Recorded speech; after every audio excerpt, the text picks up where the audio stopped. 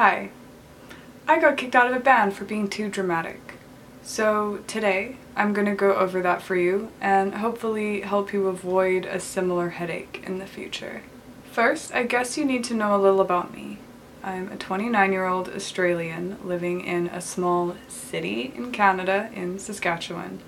I'm clinically depressed, but I've been doing pretty well on that kind of front lately, so... As for dramatic?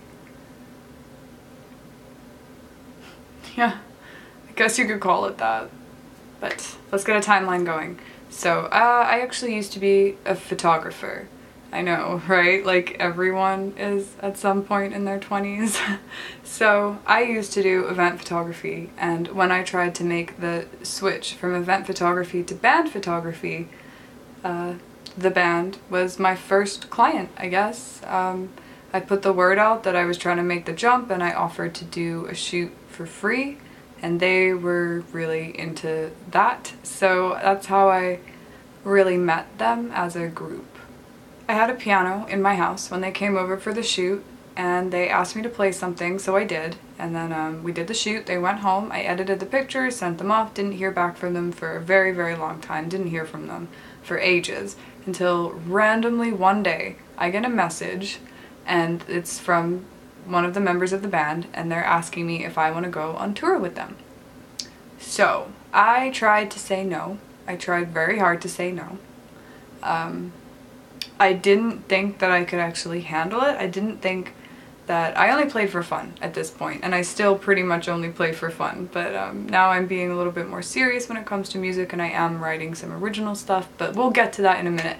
At this point, I was only playing for fun, and I didn't think that I could handle playing in a band or going on tour, and I was just at this point going to be hired, essentially, as an extra musician to go with them, and it wasn't going to be a big deal and all of this. So eventually I said yes, but it did take a lot of convincing, and before I said yes, I made it very, very clear that I only read music.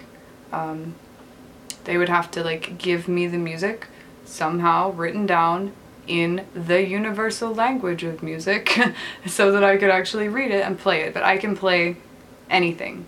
If it's written down and you give me enough time, I can play it. So I made it very, very clear that I needed the music written down and that I would not be able to jam. I wouldn't be able to like do anything that would require me to play by ear. So I did try to say no, but they were desperate, so I agreed. And then I had to dig very deep into my brain. So deep. Very, very deep. 10 years deep. 10 years back to when I was still taking piano lessons. I actually just quit taking lessons at this point because I outgrew all of the teachers in the little town I was living in.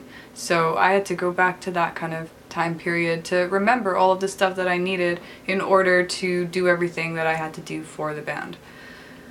And then I had to haul my serotonin-deprived body to the first practice. So at this point in time, I did not own a keyboard. I was using a keyboard that belonged to another band member, so I went to the first practice, and I walked in. I was expecting them to give me the music or something, or be like, okay, this is how we're gonna get you the music. I wasn't expecting the previous pianist to be there, but and he didn't have anything written down for me either. So luckily, because I vlog sometimes, I had my vlogging camera in my backpack. So I pulled it out and I set it up, and I recorded the previous pianist playing everything overhead so I could see his hands moving on the keyboard, so I could later bring it home, slow it down in Premiere Pro, and painstakingly write every note into the music. Oh my god, it took forever. It took so long, okay? Like, I had never transcribed anything before. This was the first time that I had transcribed anything, and it took a huge toll on me mentally. And this was actually when the first red flag popped up. It was during this time. It was during the transcription time. So here's what's happening at the moment. Let me just lay it out for you. Number one, I'm trying to remember music theory that I haven't thought about in 10 years. Number 2, I'm learning a new skill, transcribing. Never before done that.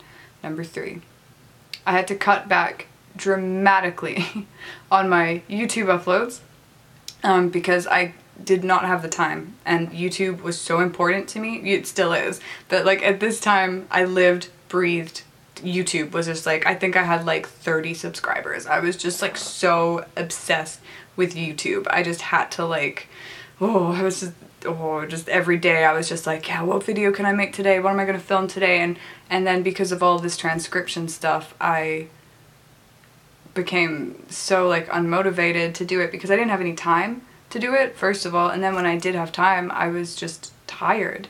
And yeah, and then number 4, instead of support and encouragement from the rest of the band, I was being warned that I wasn't going fast enough and that I could be replaced at any moment, which would become a recurring theme. I did not know it then, but it would. Sorry, I feel like I keep leaning forward way too much, so I'm gonna try and keep sitting back here now. I just want to take a second to tell you just a little bit more about me before I go on, because I think it's relevant, I think it's important. So I have a problem with authority. I either am an overachiever or strongest opposition. I don't know why I'm like this exactly. I have some kind of ideas, but I'm not sure. It's I'm working on it, and by working on it I mean I avoid being in positions where people have authority over me because I know how I react to them. So I just tend to avoid it. So yeah, you know what? It's actually my biggest strength and my biggest weakness all at the same time, and it's because I see every person as equal to me. It doesn't matter if you are in charge of me. I will interact with you like we're equals. It doesn't matter if you're a homeless bum, and you know, like, I will interact with you like we're equals. Like, I don't have that thing in my brain that tells me to like defer to authority figures, sorry, my accent's coming. Ooh, my voice is all weird.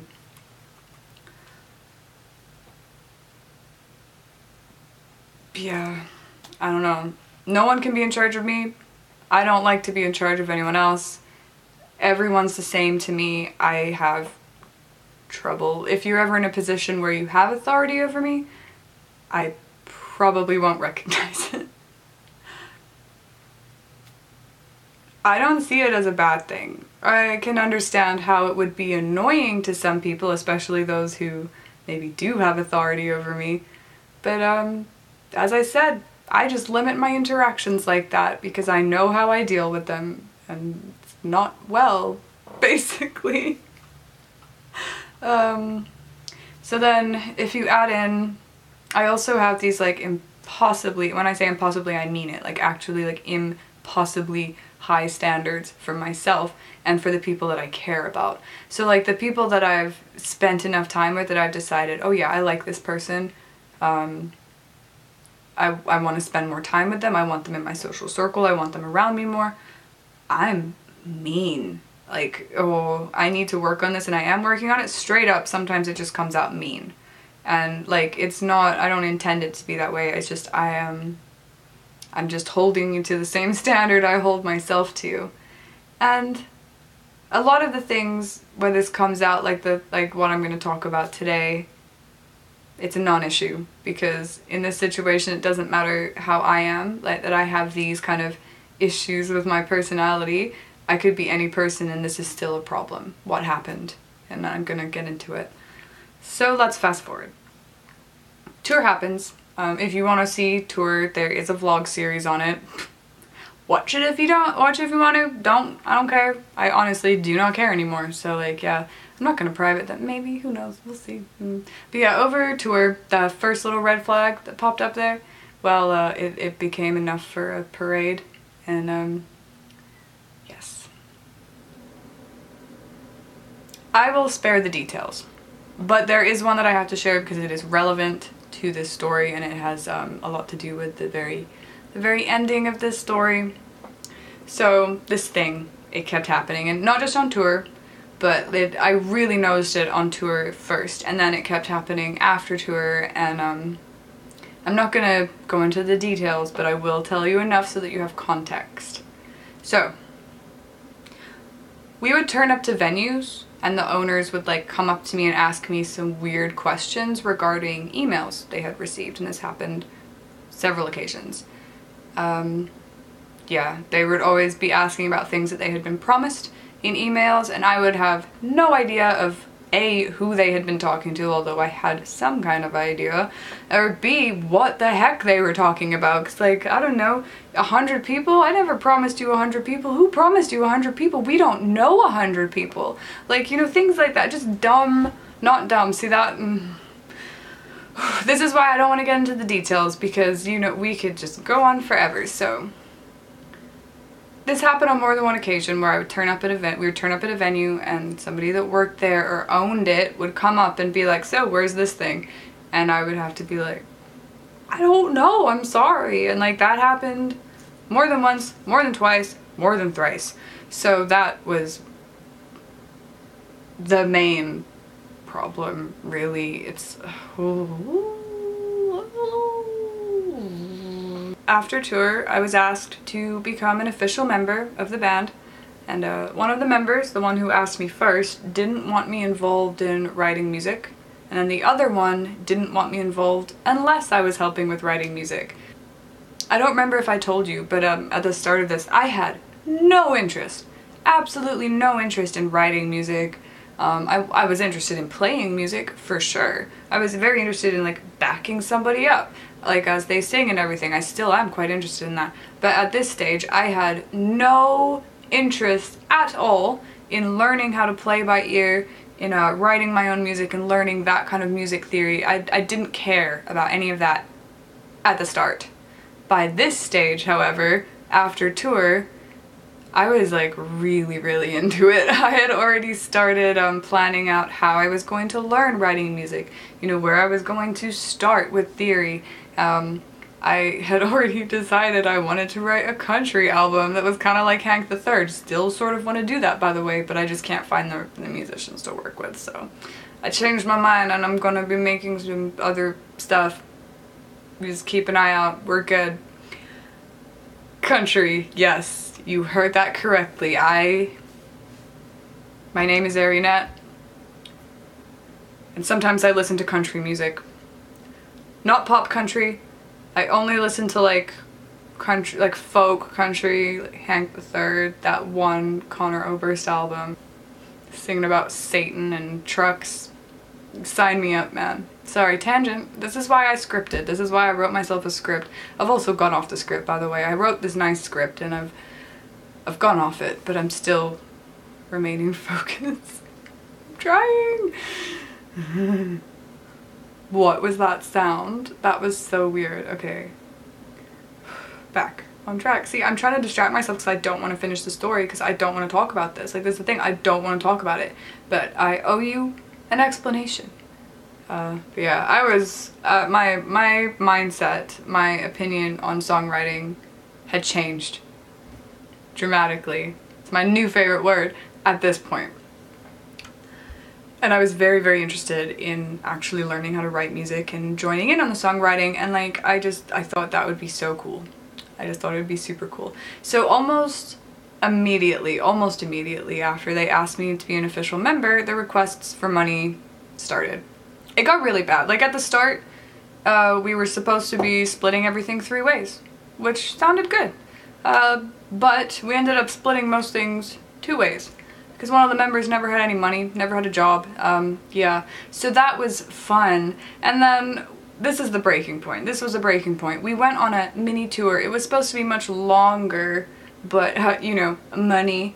So nobody had money for anything, and they were expecting me to pay for a lot of stuff, and I ended up paying for a lot more than I should have. So the member that never had money to put in for anything lost their bank card the day that we left. So the other one was broke as well, so I was the only one with money. We were driving, and The van allegedly needed new tires. I don't drive, so I have no idea if it needed new winter tires. I don't know, because I do not drive, but they said that the van needs new winter tires so we don't die on the road and all of this kind of stuff. So I don't know if that's true.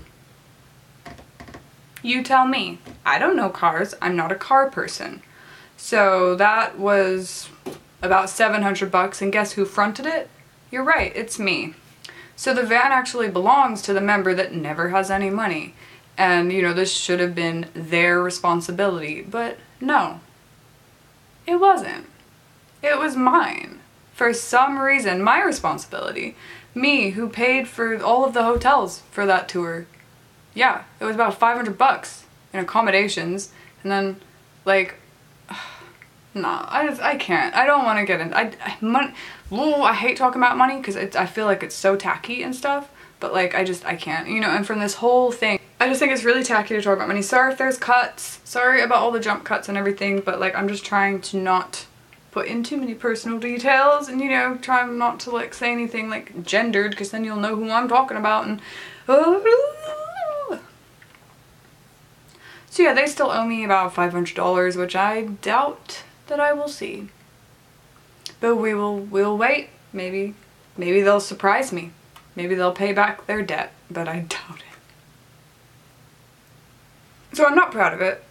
But at the end of that mini tour, see, this is the breaking point I'm talking about.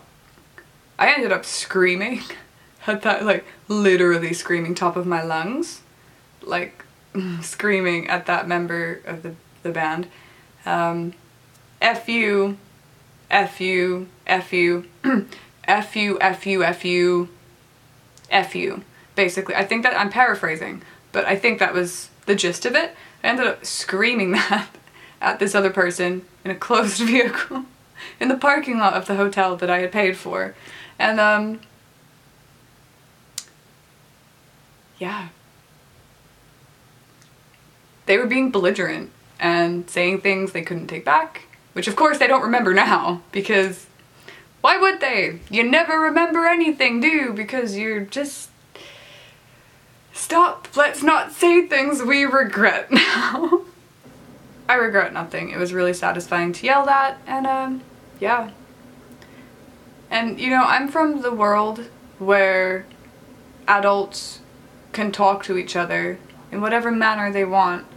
And, you know, if you piss someone off so much and you talk down to them that they get to the point where they're yelling at you, you might deserve it. Just saying, just saying. So I was real satisfied with the yelling. It felt real good.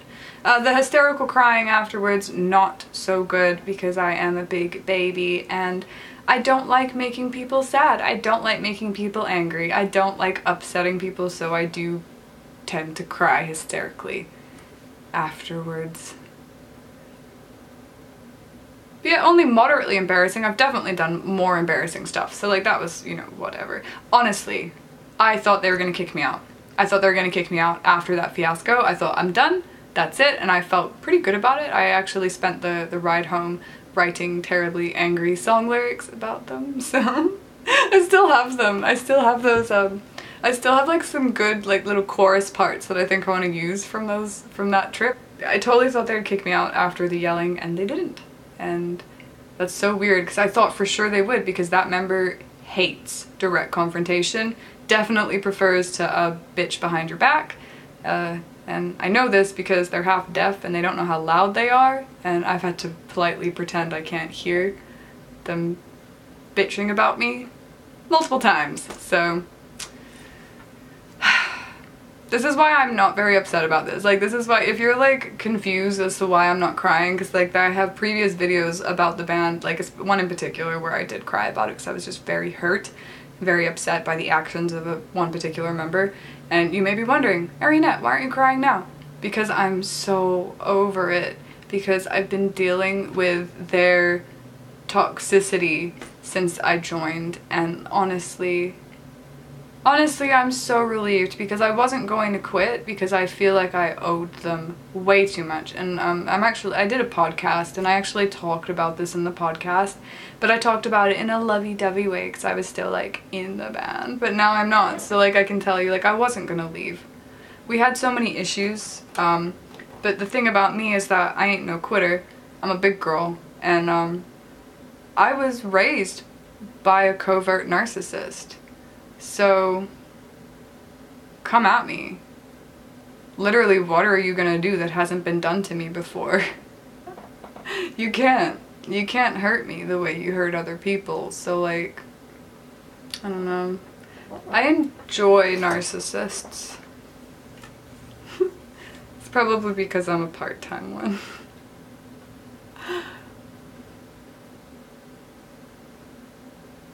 So after the yelling thing, I messaged that person to see if I could get back the money that they owed me, and I was kind of surprised. They were sort of nice about it, and we talked about the yelling, and I thought it was sorted. I thought it was totally sorted out until I got kicked out because that person brought it up again at that time, and I was like, hold on, we dealt with this. Like, I asked you if you had anything else to say about this and you said no. And they were all like, no I didn't. So I went back through the messages, screen capped it. Yeah, you did. And then they were like, oh well, I was busy at that time. And I'm like, well, that's your fault. Like, why? That means it's your job to then bring it up again. So like, it's ironic because I think it's pretty darn dramatic to pretend that an issue is sorted with someone and then be petty about it later and then blame that person even though they were the one that came to you and was like, okay, well, this is what happened, ding ding ding ding ding, here's my issues, where's your issues, let's talk about it. And then you just went, fuck yeah. Like, fuck yeah, basically. Sorry, no more swearing. So you may be wondering, the final straw, what was it? What was the final thing? So someone shared a screenshot of an email to the group chat, and it was an email that one member had sent to a venue that we were supposed to be playing at. And in it, it said something like, blah blah blah, please can we have special treatment because I am a very busy and very important man who runs a business, and I can't make my previous commitment because I run a business. I'm paraphrasing, but you know, something like that. He does not, has not, and will not run a business. So, I'm sure that seems small and insignificant to you, but it wasn't. It wasn't, okay? Because it was like the final one in a long list of little lies that have been told to important people. You know, I don't know like how you decide if someone's important or if you should or shouldn't lie to them. Personally, I just don't lie to anyone. I think it's better if you just don't tell lies, just be honest. You never have to wonder what you've told who, you just don't tell lies. That's my policy, but I guess that's not everyone's policy. And yeah, I had a problem with the way that they were doing that, and they had a problem with my problem with it. So, what are you gonna do? Honestly, what can I do? Literally nothing. I'm just very grateful and thankful that I never really gave them my music because they were pushing for it towards the end a little bit. As soon as I learned so much music theory so fast. I learned circle of fifths, and that was like such a turning point for me because that was when I realized I can actually make an entire song by myself with nothing. And yeah, learning the circle of fifths was what really started that, but that's another video for another day. So yeah, that's it. That's the story. I'm sorry if it didn't make any sense. I tried to write a script. I tried to like organize it. I just needed, I just feel like I owe you an explanation, and I didn't enjoy filming this video. I really didn't. I don't enjoy talking about this. But the title of this video, this does have a point. I'm gonna tell you how to get kicked out of a band. Are you ready? Okay, step 1. Opinions. Have them. Number 2. Get your confidence from somewhere other than tearing people down or having someone blow smoke up your ass. Number 3. Be realistic. Definitely don't be a yes man. Number 4. Display human emotions. Number 5. Treat people the way they treat you. Number 6. Get angry when they drink your beer without asking. It happens so many times. So many times. You know what they say? Oh, you should have hidden it. You shouldn't steal my beer. Number 7. Expect people to pay back their debts. And number 8. 6, 7, 8. Number 8. Act like making music is more important than partying. I learned a lot. I learned so much, but honestly though, I wish them the best. And aside from, you know, being owed a fairly large amount of money, no hard feelings. That's the only thing that there's hard feelings about. You know, some people, like, sometimes personalities just don't mesh. Sometimes you find out someone's a communist. Just kidding. Yeah, I do. I wish them the best. I really, really do. And am I sad and angry about the way this all went down? Yeah, of course I am. I think it was handled really poorly. I think making decisions based on text conversation is stupid because you cannot see the other person in the conversation. So, yeah. But I am relieved. I was gonna say happy, and I'm not happy. I'm relieved that it's over because I was not feeling great about having to spend time with these people who were bleeding me white, essentially. So, if you have any questions, let me know. I'll answer them. Let's go! You know what? You guys were right. There was a couple of you, more than a couple actually, when I joined the band. There were a few of you that really disliked it. You didn't like the whole thing. You disliked those videos. You made comments about it. You were not happy. And bravo. Honestly, I don't know what your intuition is like running on, but like, can I have some of that? Because like, you were right. You were spot on. It was not a good move. But I learned a lot of skills. I mean, they were skills I already had, but like I re-energized them. That sounded so bad. It sounded so lame. Who am I? Hi, I'm your camp counselor now? Yeah, so like I'm not cool anymore.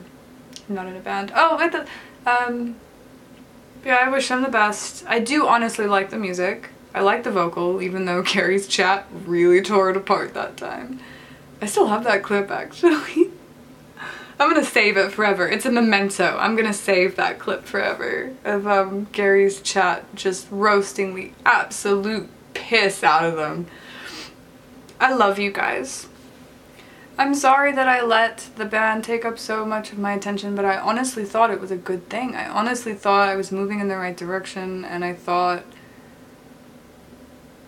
you know what, I believed everything they told me. I'm a sucker. Does that make you happy? I'm dumb. I'm a dumb girl. I'm a dumb lady. And I learned my lesson, maybe, hopefully. Yeah, thanks for sticking around. And don't worry if you like music and band stuff, because I am going to practice tomorrow with another band to see if I like them. And see how we work together, and if we work well together, then I'll be playing with them. Yeah, but I'm gonna go, because I got some stuff to do, and I've been talking for a very long time now. But thank you so much for clicking on me today. There were so many things here on YouTube that you could have clicked on, but you chose me, and that makes me super happy. I will see you really soon. Sorry, I have to go. I run a business. I run a business. It's very important. I have to go. I'm sorry. I can't explain. I run a business!